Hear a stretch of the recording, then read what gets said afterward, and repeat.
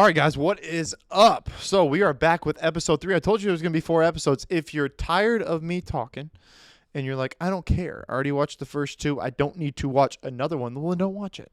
Simply don't watch it. But I think I've got some good information, and I've had so many questions about the Ironman. I'm just like, you know what? I'm going to post it all. And honestly, I might even keep this rolling even for OC3. I've always wanted to do a podcast. So maybe I'll do this once a week for OC3 because I've got a lot of topics that I've been wanting to go over CrossFit stuff too. But we're going to keep this strictly Ironman. I've already went over the covering the basis one. So go back and watch that video, whatever.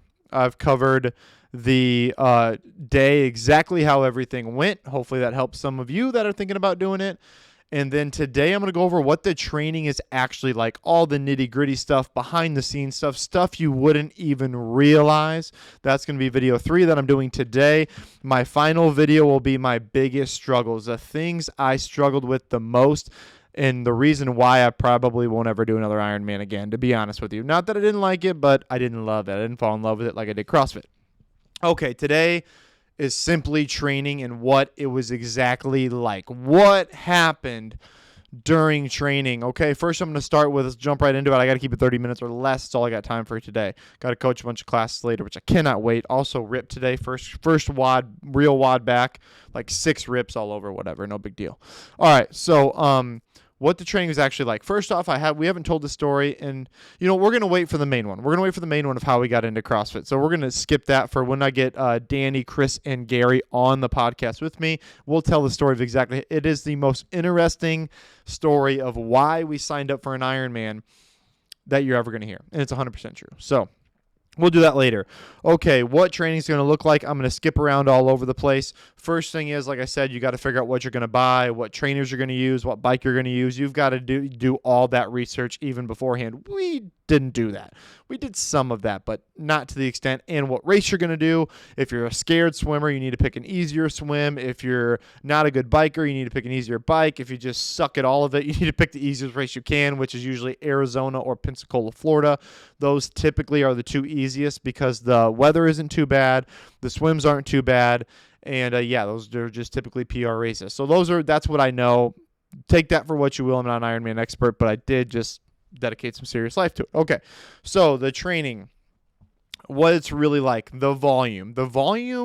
Here is the thing about the volume and things we made big mistakes on is that I didn't quit CrossFit until about mid-January, so still went on a bunch of trips from there, but I quit CrossFit simply because the running and pounding on my legs made me so tired after doing a bunch of squats and things like that because I was still squatting two pretty heavy days a week because I didn't want to lose my legs and stuff.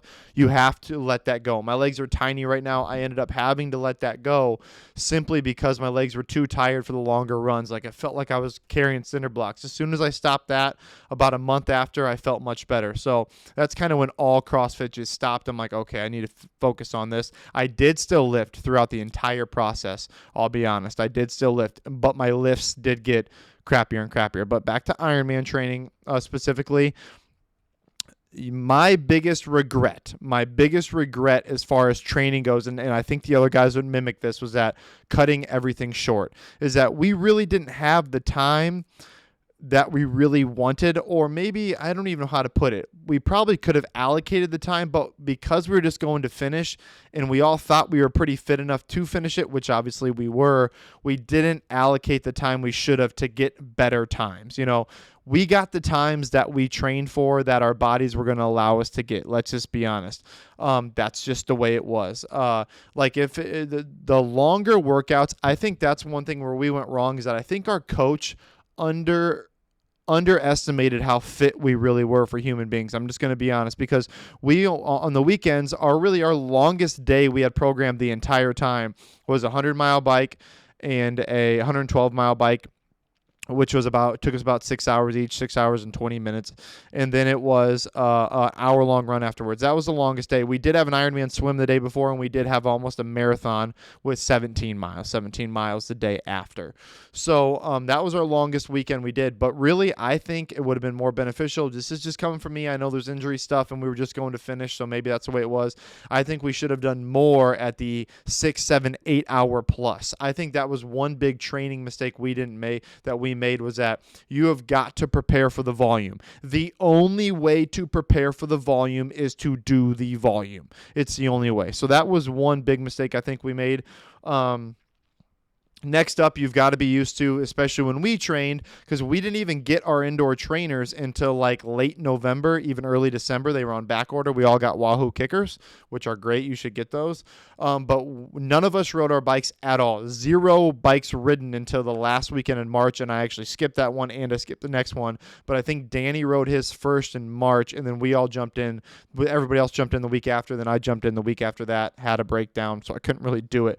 But so it was mid-April-ish till we really started riding our bikes. So the problem with starting in Iowa and on run, bike, swim is that you're in the pool the entire time, especially when you start in winter, right? We didn't do any lake swimming until late May. We only had 4 lake swims in before we got in, which wasn't a big deal for me. Didn't matter, but for the other guys, it was definitely a big deal, definitely for Gary too. So training for your Ironman completely indoors and on treadmills. I didn't do one run outside, not a single one, from November 1st until mid-March. Mid-March was my first run ever, and everybody was out on the bike path then, and they all had Ironman gear, so I knew there was a lot of people doing it. But that was my first run ever, and again, my legs were so sore for like a week and a half after that because I was training on a true form. I did all of my runs on a true form. I did 16-mile run because the longest I ran was 17, so 16-mile run on the true form, and it was miserable. I was watching TV, so get your Netflix and all that stuff ready to rock and roll, but the indoor training sucked. The indoor trainer was the one time I bonked was on the indoor trainer. It was after kind of a long week of drinking and not being very healthy. We had a 4.5-hour bike, and it was super hard, and I think my watts were a little off, but I'm not even going to get into that. And I tried to hold it the whole time. I got to about 4 hours, just over 4 hours, and I was like dazed, confused, out of it. So that was difficult, but training inside sucked. It made me feel like I wasn't doing anything, and then I had to eat a bunch. The one training session that I bonked on, I had 5 Uncrustables, a Snickers bar one of the members brought me. I had 2 fruit snacks. I had 6 bottles of water and GM1 Sport Mix. I mean, I probably had 1,800, 2,000, 3,000 calories. I mean, it was insane if you include the mixes and all that. So the indoor training, especially when it's January, February, and March, and it's freezing, it's negative out every day, that did kind of suck. But that's something you got to look forward to when you get in that. Skipping workouts kind of already went over. Volume, already went over. We should have ratcheted up our volume on the weekends heavily. We should have been doing much longer workouts on the weekends when we could, and it was nice out. We picked an Ironman in June, which I don't think was the smartest. It was the smartest idea because we still have our summer now. That's the bottom line, that if you pick it in June, you know it's going to be hot. You know your training is going to suck because it's going to be mostly indoors in the climate we live in. And you also know you're not going to get much practice outside or anything like that. So for the most part, picking it in June because we had a really, really shitty winter here in Iowa. A shitty winter and a shitty spring. It just went straight to summer. Like literally it was freezing, snow, rain, 100 degrees. Like that's what we had here. And the 100 degrees was like the second to last week of May. And then it was just boom, you're good to go from there. So our spring and winter kind of sucked because it just got extended for so long. It was that bad, it was just extended. So you got to know that. So really, if you want to PR your race and you want to do the best you possibly can, pick something in September. That way you can train in the heat all winter or all summer long. You can train through the fall, have a progression, or you pick something in November where you have to travel to it, or pick something, early to mid-December. Those are probably going to be your more PR races if it's just my opinion. What else does the training really look like? A couple of things that I wanted to go over is that you can, hold on one second. Okay, so here's the thing that I've written down is that you can do it however you want, but understand that your race will suffer. So you can train however you'd like to train, and you can get it done. There needs to be a certain level of fitness that you come in with. Otherwise, you're going to need to take a lot longer than we took, but that will affect you. So you cutting workouts short, doing other things like that, it's just going to all add up in the end. It's going to all add up in the end to you having to go longer. That's going to be a reoccurring theme that you hear from us, is that we simply did not do enough long stuff. The longest training session we did like I said, was 7 hours. That was the longest. It was at 95 degrees, exactly like the race day. It just happened to be the super hot day in May, like the hottest day ever in May. And it happened to be the 100-mile bike race, the full marathon, or Ironman bike we were doing, and then it happened to be an hour run. That was the longest day we had, and it was a little bit of a struggle, but it was fun, and it was outdoors, so it was a lot better than we had here. Um, Next up is something you don't think about is when you have to work and you have to answer calls and stuff, but you're watching your phone or your tablet or whatever. You're 5, 6, 7, 8, 9 hours gone for the day. So there was one time me and Danny went riding. I don't know what happened. I left my phone at home. I didn't even put my stuff on, or I left my phone in the car. That was one of our 35 or 40-mile rides we did. I can't remember how far it was, but it was about 2.5 hours. Whatever we did was about 2.5 hours. And I come back and I had 67 text messages. 67 text messages, like 7 missed calls, and I'm not that popular of a guy by any means at all. It just happened to be a time where shit was blowing up and I needed to be at my phone. So I had to get back in my car. I sat in the parking lot of a Port Byron wherever we met, whatever park we met at. It's like Shady Ridge Park or something out there in Port Byron, or Ridgeview, whatever it's called. And I just sat there and I answered all of my emails and text messages, and I called people back. So you do have to realize that you're going to then have to catch up on stuff, especially if you own your own business and you work on the weekends and you do all that stuff. And then obviously it's hard for your training days because then you have to miss a lot of family time. That was very difficult, but we're going to go over that later as well in the more bigger struggles. But the training, the biggest thing I want to get off about the training is you've got to be willing to put in the time. You have to be willing to put in longer days, longer nights. You've got to be willing to catch back up on your emails and your work and put all that aside to do this. To really do your best you can do, you're going to have to be selfish. You're going to have to be selfish in some way, shape, or form. Otherwise, it's not going to go as well as you planned it to do. And honestly, that's something we did as well. Next up, most important part about training, and this video is actually going to be a whole lot shorter than the last two, so perfect, is going to be your drinking and your social life. Your drinking and your social life, or whatever you like to do. It doesn't have to be drinking. For me, it's drinking. For all the other guys on our team, we like to have some drinks every once in a while. Is that you have to be willing to give that up, because it's not because of the late nights and you're being tired. Some of that is, don't get me wrong, but it's more because you can't go into these workouts dehydrated. Like, that's a lot of the reasons why I bonked that one day, is because I was super dehydrated, because I thought I could, again, just being a little arrogant, I thought I could freaking just do whatever I wanted to do. It didn't work that way. And you're already getting up at 3:30, 4 o'clock in the morning to get these workouts done, and you're going to bed at 1 or 2 or 12:30 and you're drunk. And then another hard part is you got to tell them no. You got to tell all your friends no. I can't go to this concert. I got to go train. I got to do this. I can't have this beer. Is that you got to be willing to do that. I didn't do near enough of that. I'll be the first one to tell you I did not do. I said yes most of the time, or I came in and did half the workout, or I just skipped the workout. Which I look back now, I completely regret doing that, because I think I could have gone way faster and I could have dealt with these cramp issues earlier. But either way, that's something in your training you have to be willing to do. Say, I'm going to do it for a year, and you got to be willing to give that whole year up. You want to go to your favorite concert ever, he's coming to town, whatever, she's coming to town. Yeah, it ain't going to really work for you all that well. So that is something that you've got to be willing to do during your training. And next up, you probably need to do what you need to think about during your training and things that are actually happening is, why do you feel that this was important to you? Because if you don't, you'll get through some of it and you won't want to finish it, or you'll get laxed about it, or whatever it is. But the training, really, honestly, it's not all that hard. I mean, everybody wants you to think like it's the hardest thing in the world. It's really not. It's not that hard. It's all more time consuming than it is hard. You just have to get used to sitting on your bike. You have to get your back muscles used to sitting in the arrow position. Mine was top of my hamstrings got really sore afterwards, or my sciatica nerves got a little fired up. But was it really difficult to be like, okay, I have to be able to move for this long? Not really. I mean, not for me, it wasn't. Does that mean someone else is going to have a different, someone else is going to have a completely different? The most difficult part of my training, I am not kidding you at all, the most difficult part of my training by far was getting in the pool when it was freezing out, because it would make me so itchy. The amount of chlorine, I would dread it. It would ruin my night of sleep knowing I had to go to the pool at 5 a.m. and swim for an hour and a half. I am not kidding you. Like, it would ruin my week knowing how long I had to swim the next week. I would itch all night. It was super itchy. I tried a couple other lotions. Some people other helped me out, but it never really went away. Like, as soon as that chlorine hit my skin, it was like, ugh. So that's why I really liked when we got in the lake, because I had none of those issues.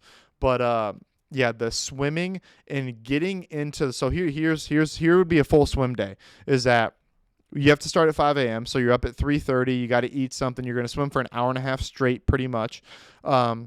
You get there as soon as the Y opens at 4:30. Get all changed. Get all your stuff ready. Get ready to go. Doors open at 5 to get into the pool. And then you've got to swim till 6:30. So then you have to shower afterwards, and you got to go straight to work. So you're not even done till about 7:30, 8 o'clock till you get there. But you've only got an hour and a half in of working out, but you've already been up for 4.5, 5 hours, and you've gotten nothing done productive other than a long swim. Now, there's a lot of people who can do that a lot more efficiently, but again, we were trying to become Ironman in a very short amount of time. We didn't have anything longer. Now, looking back at it, we would probably do that a whole lot less, and we would have done more of that towards the end, because really the pool swimming wasn't that huge of a deal. As soon as you dial in technique, as soon as you get your shoulders used to pulling for that long, it was easy. It really wasn't no big deal. It really wasn't. I just dreaded being itchy. I was itchy. I dreaded losing all my time. And that was my biggest issue as far as training.